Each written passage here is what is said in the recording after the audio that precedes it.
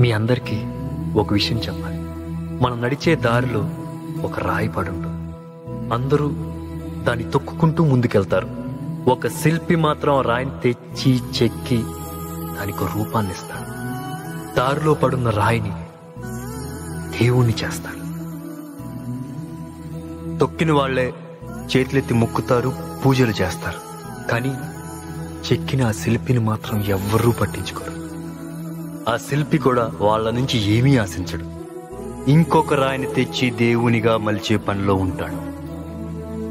ఈరోజు నేను software, Sujatha IAS, Chandu writer, doctors, lawyers, engineers, ఇలా మమ్మల్ని చెక్కిన మాస్టర్లు మాత్రం అమాయకుల్లా ఎక్కడో వెనకాలే కూర్చుండిపోయి మమ్మల్ని ఈ స్టేజికి తీసుకొచ్చి గౌరవిస్తున్నారు.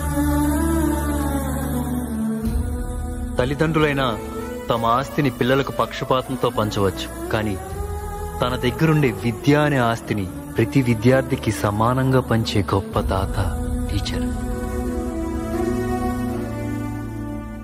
ఈ ప్రపంచంలో ఎవరెవరినో ఏవేవో చేసి వాళ్ళుగానే మిగిలిపోయేది ఒక్కరే, మన గురువులు.